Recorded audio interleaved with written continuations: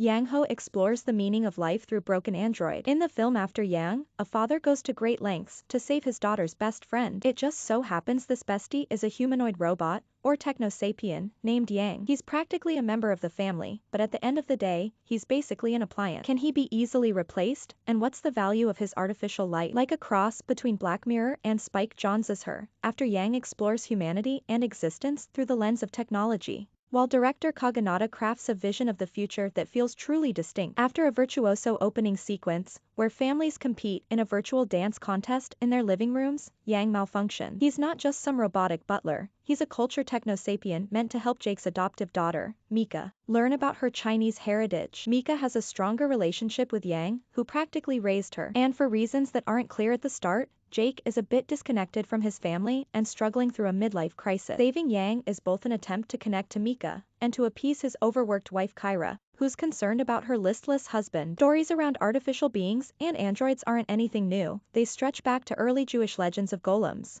Mary Shelley's Frankenstein, and Fritz Lang's Metropolis. But these days, it feels as if it's only a matter of time until we're living alongside our own personal android. Robotic vacuums are smarter and more affordable. We're regularly shouting voice commands at our phones and smart appliances. And even Tesla claims it's working on an AI-powered humanoid robot. So it's worth exploring how androids could affect our family lives, where they take on roles of childcare and companionship. Jake's journey to fix Yang isn't much different than what we'd go through to get a computer or smartphone repaired today. He tries to contact the store he bought it from, but it's no longer in business. Yang was also refurbished, which opens the door to surprising issues. It turns out Yang had more than one previous owner, and he basically lived a long life. He was also an experimental model that could record small portions of memories, similar to the small bits of videos we see in Apple's live photos. As Jake learns more about Yang, he realizes that he was a thinking being with a fully formed personality. He's not just a helper bot following his programming, he was also endlessly curious about the world around him. After Yang is a quiet film, filled with contemplative silences and Farrell's forlorn eyes. Kaganata manages to build a world that feels dramatically different from our own, without the flashy holograms and special effects we see in lesser sci-fi films like the Ghost in the Shell remake. Everyone wears loose, robe-like outfits. There's a strong Japanese influence throughout all of the environments,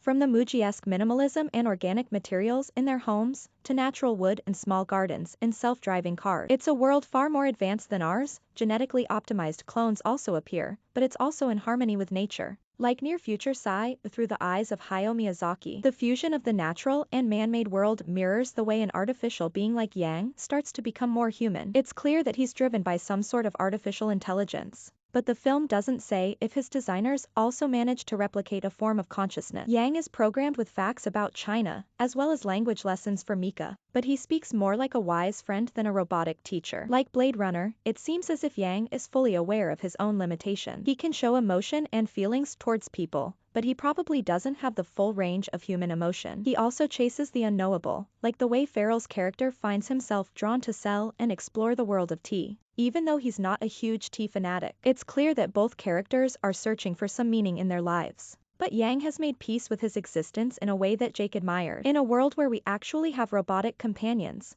it's not hard to imagine that would form deep bonds and mourn them when they're gone. Losing your robot could eventually be as traumatic as losing a dear pet, but that would also reflect a world where our androids can also profoundly affect our lives. They'd be more than appliances, they'd be family.